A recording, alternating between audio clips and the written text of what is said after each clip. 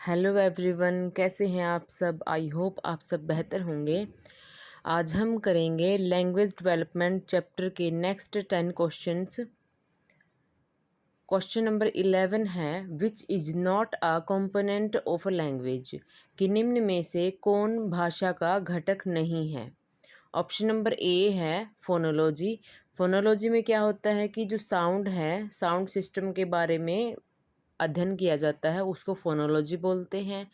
Morphology, morphology में किसी एक वर्ड के बारे में पता लगाया जाता है या फिर उसका अध्ययन किया जाता है।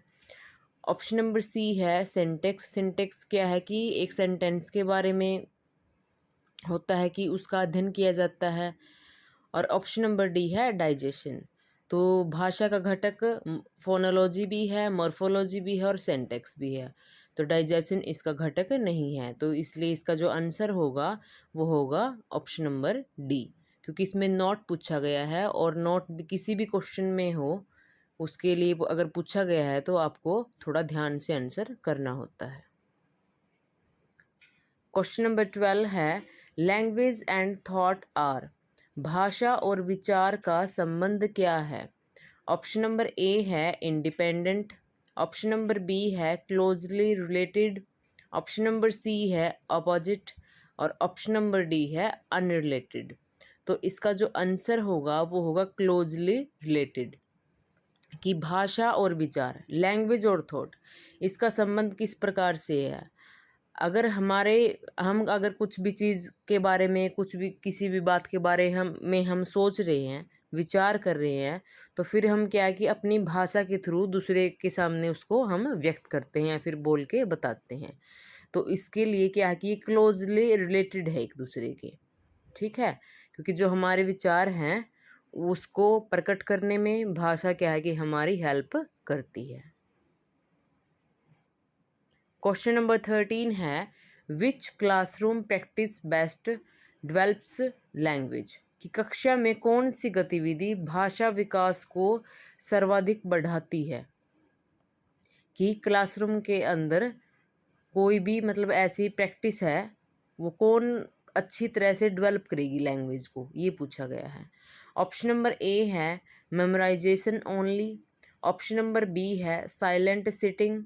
ऑप्शन नंबर सी है ग्रुप डिस्कशन। और ऑप्शन नंबर डी है पनिशमेंट। तो पहला ऑप्शन क्या है कि मेमोराइजेशन ओनली, कि सिर्फ याद करना या फिर रट्टा लगाना। तो इसमें तो कोई गतिविधि नहीं हो रही है भाषा विकास के लिए। ऑप्शन नंबर बी है साइलेंट सिटिंग है, अगर वो बच्चे जो है स्टूडेंट है चुपचाप बैठेंगे तो उसमें तो भाषा का कहीं भी आदान प्रदान या कुछ भी कोई भी गतिविधि हो ही नहीं रही है। ऑप्शन नंबर सी है ग्रुप डिस्कशन, कि बच्चों के समूह बना दिए जाएं और उनको कोई भी एक या दो टॉपिक दिया जाए कि वो आपस में उसके बारे में बात कर सकें। और ऑप्शन नंबर डी है पनिशमेंट, कि उनको दंड दिया जाए, पनिशमेंट दिया जाए। तो इसमें सबसे जो बेस्ट ऑप्शन है वो है option number C, group discussion. तो इसमें क्या है कि बच्चे इन्वॉल्व हैं उस गतिविधि के अंदर और वो किसी भी विषय के ऊपर, किसी भी टॉपिक के ऊपर बातचीत कर रहे हैं, ग्रुप डिस्कशन हो रहा है। तो इसका जो बेस्ट आंसर होगा वो होगा आंसर सी। क्वेश्चन नंबर 14 है, रीडिंग रेडीनेस डिपेंड्स ऑन, पठन तत्परता किस पर निर्भर करती है। कि कोई भी बच्चा पढ़ने के लिए रेडी है, कि वो किसके ऊपर डिपेंड होगी ये चीज़। ऑप्शन नंबर ए है physical and mental maturity. Option number B है age only. Option number C है लक। और ऑप्शन नंबर डी है इनकम। ऑप्शन नंबर ए है फिजिकल और मेंटल मैच्योरिटी, कि वो जैसे कि अपनी आँखों से अच्छे से देख सकता है, अच्छे से आसानी से वो बैठ सकता है। उसके अंदर मेंटल मैच्योरिटी है कि वो अपने आगे जो भी उसके सामने बुक रखी है किसी भी भाषा में है, जो भाषा अच्छे से जानता है उसको वो पढ़ सकता है। ऑप्शन नंबर बी है एज ओनली, कि उसकी एज क्या है, फिर उसका भाग्य कैसा है या फिर उसकी इनकम कैसी है, कि वो अमीर है या गरीब है। तो एज, लक और इनकम का इसके ऊपर कोई प्रभाव नहीं पड़ता। पठन तत्परता इसके लिए क्या चाहिए, फिजिकल और मेंटल मैच्योरिटी। तो इसका जो सही आंसर होगा वो होगा ऑप्शन नंबर ए। क्वेश्चन नंबर 15 है, a teacher should encourage language development bye, कि भाषा विकास के लिए शिक्षक को क्या करना चाहिए। ऑप्शन नंबर ए है correcting every mistake immediately. Option number B है providing opportunities for expression. Option number C है डिस्करेजिंग क्वेश्चंस। और ऑप्शन नंबर डी है यूजिंग पनिशमेंट। इसमें ऑप्शन नंबर ए क्या है कि करेक्टिंग एवरी मिस्टेक इमीडिएटली, कि कोई भी मिस्टेक है एकदम से उसको आप करेक्ट कर दो। ऑप्शन नंबर बी में क्या है कि प्रोवाइडिंग अपॉर्चुनिटीज़ फॉर एक्सप्रेशन, कि अगर कोई भी बच्चा है अपने विचार व्यक्त करना चाहता है उसको आप मौका दें, आप उसको अवसर दें कि वो अपनी बातों को कह सके, अपने आप को वो एक्सप्रेस कर पाए या अभिव्यक्त कर पाए। ऑप्शन नंबर सी में क्या है कि डिस्करेजिंग क्वेश्चंस, अगर कोई बच्चा क्लास में बीच में आपसे कोई क्वेश्चन पूछ रहा है, कोई प्रश्न पूछता है, कि आप उसको डिस्करेज करो, कि नेगलेक्ट कर दो या फिर मना कर दो आप उसको। और ऑप्शन नंबर डी है कि यूजिंग पनिशमेंट, अगर कोई बच्चा बोलता है या फिर कोई क्वेश्चन पूछता है कि आप पनिशमेंट का यूज़ करो। तो भाषा विकास के लिए जो सबसे बेस्ट ऑप्शन है वो रहेगा प्रोवाइडिंग अपॉर्चुनिटीज़ फॉर एक्सप्रेशन, कि कोई बच्चा कुछ बात बताना चाहता है, किसी भी विषय के बारे में कोई बात करना चाहता है या फिर किसी विषय के बारे में कोई प्रश्न पूछना चाहता है, तो आप क्या करो, उसको अवसर दें, बोलने का, अपने आप को अभिव्यक्त करने का मौका दें। क्वेश्चन नंबर 16 है कोड स्विचिंग रेफर्स टू, कि कोड स्विचिंग का अर्थ क्या है। ऑप्शन नंबर ए है forgetting language. Option number B है switching between two languages. Option number C है राइटिंग ओनली। और ऑप्शन नंबर डी है रीडिंग ओनली। तो ऑप्शन नंबर ए है कि फॉरगेटिंग लैंग्वेज, कि लैंग्वेज को भूल जाना, कि भाषा को भूल जाओ।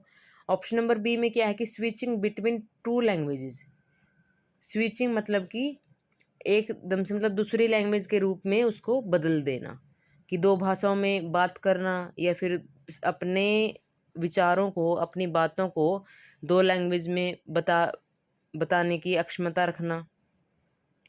राइटिंग ओनली सिर्फ लिखना, या फिर रीडिंग ओनली सिर्फ पढ़ना। तो कोड स्विचिंग में क्या आएगा, स्विचिंग मतलब कि चेंज, कि दो लैंग्वेज के अंदर उसको चेंज हो रहा है, मतलब वो चेंज कर पा रहा है, अपनी बातों को बोल पा रहा है दो चीज़ों में, दो लैंग्वेज में एक्सप्रेस कर पाना, तो उसको क्या बोलेंगे, कोड स्विचिंग।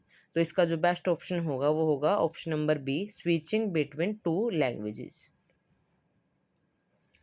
क्वेश्चन नंबर 17 है which theory explains language as imitation and reinforcement, भाषा को अनुकरण एवं पुनर्बलन से समझाने वाला सिद्धांत कौन सा है।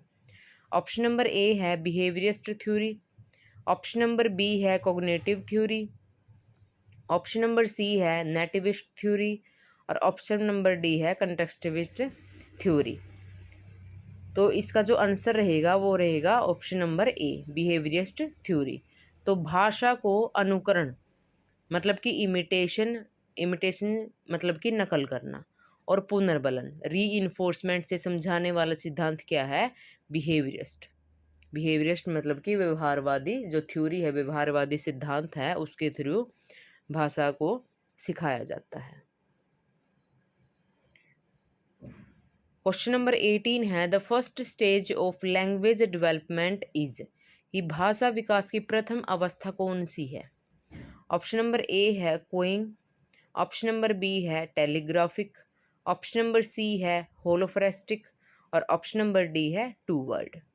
तो सबसे पहले जो बच्चा है वो कम्प्लीटली कोई भी शब्द, कोई भी वर्ड नहीं बोल पाता, तो इसलिए जिसका जो आंसर होगा वो होगा ऑप्शन नंबर ए, कोइंग, कि वो थोड़ी बहुत अपनी कुछ आवाज़ें निकालने की कोशिश करता है, प्रयास करता है, लेकिन कई बार क्या है कि उनका कोई प्रॉपर मीनिंग नहीं होता, तो उसको बोला जाता है कोइंग। क्वेश्चन नंबर 19 है मल्टीलिंगुअल क्लासरूम्स रिक्वायर, बहुभाषी कक्षा में शिक्षक को क्या करना चाहिए। ऑप्शन नंबर ए है ignore home language. Option number B है respect linguistic diversity. Option number C है पनिश मदर टंग यूज़। और ऑप्शन नंबर डी है टीच वन लैंग्वेज ओनली। तो बहुभाषी इसके नाम से ही पता चलता है कि मल्टीलिंगुअल, कि इसमें बहुत सारी भाषा का प्रयोग होना। अगर ये कक्षा है तो इसमें शिक्षक क्या करेगा कि रिस्पेक्ट लिंग्विस्टिक डाइवर्सिटी, कि अगर किसी भी क्लास में मान लो अगर 20 बच्चे हैं तो ज़रूरी नहीं है कि उनकी सबकी लैंग्वेज, उनकी जो मदर टंग है वो एक ही होगी। क्या पता 10 बच्चों की एक हो और जो बाकी के 10 बच्चे हैं उनकी अलग अलग हो सबकी। तो इसलिए उसको जो शिक्षक है उसको क्या करना चाहिए, रिस्पेक्ट करनी चाहिए लिंग्विस्टिक डाइवर्सिटी की, बहुभाषी जो विभिन्नता है, भाषिक विभिन्नता है, उसको रिस्पेक्ट करना चाहिए और सबको वो यूज़ करने देना चाहिए। इसलिए और इसी कारण से वो क्या करता है कि वो सिखा पाता है, जो भी वो जो मेन टारगेट लैंग्वेज है उसकी वो सिखाना चाहता है, वो हिंदी, इंग्लिश या कोई भी भाषा हो सकती है। क्वेश्चन नंबर 20 है, national education policy NEP 2020 recommends, राष्ट्रीय शिक्षा नीति 2020 क्या अनुशंसा करती है? ऑप्शन नंबर ए है mother tongue home language in early grades.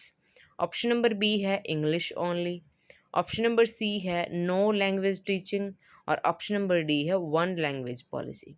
तो इसका जो आंसर होगा वो होगा option number A, mother tongue या फिर home language in early grades.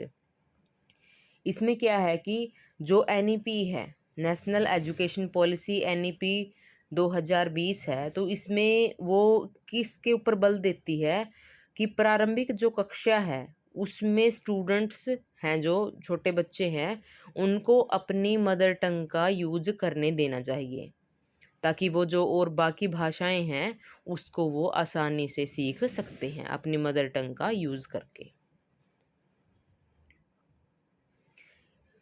जो ये चैप्टर है लैंग्वेज डेवलपमेंट, इसके कुछ की पॉइंट्स हैं तो उनको आपको याद रखना है, एग्ज़ाम में आपके बहुत काम आएंगे। फर्स्ट पॉइंट है language acquisition is a process of experience, कि भाषा अधिग्रहण अनुभव की एक प्रक्रिया है। ये जो पॉइंट्स हैं इनमें क्या है कि जो ऑप्शन टाइप के क्वेश्चंस हैं वो इन्हीं में से बनते हैं, और इनको ये कुछ मेन पॉइंट्स हैं, इनको आपको ध्यान रखना इम्पोर्टेंट है। सेकंड क्या है कि language help in which activity logical power, भाषा किस गतिविधि में सहायता करती है, तार्किक शक्ति में। Language is a conditional behaviour of stimulus response process, भाषा एक सशर्त व्यवहार है उत्तेजना प्रतिक्रिया प्रक्रिया का। फोर्थ है child learn language step by step, बच्चे क्या है कि चरण दर चरण स्टेप बाय स्टेप भाषा सीखते हैं। तो इनका स्टेप क्या क्या है, पहला है इमिटेशन मतलब कि अनुकरण, दूसरा है रिपीटेशन दोहराना, तीसरा है मेमोराइजेशन याद रखना, चौथा है कंट्रोल्ड नियंत्रित, और पांचवा है ड्रिलिंग रीइंफोर्समेंट। ठीक है, ये इसके कुछ पॉइंट्स है, और इनमें क्या है कि एस्टेट के अंदर और सीटेट के अंदर भी ये जो सबसे लास्ट का फोर्थ पॉइंट है इसमें से इनको सही सीरीज में रखना भी आपको आ जाता है कई बार ऑप्शन में, और ये क्वेश्चन पहले भी कई बार आया हुआ है स्टेट में और सीटेट में भी। सो गाइज़, अगर आपको वीडियो पसंद आई हो तो लाइक करना, शेयर करना और सब्सक्राइब करना। Thank you for watching.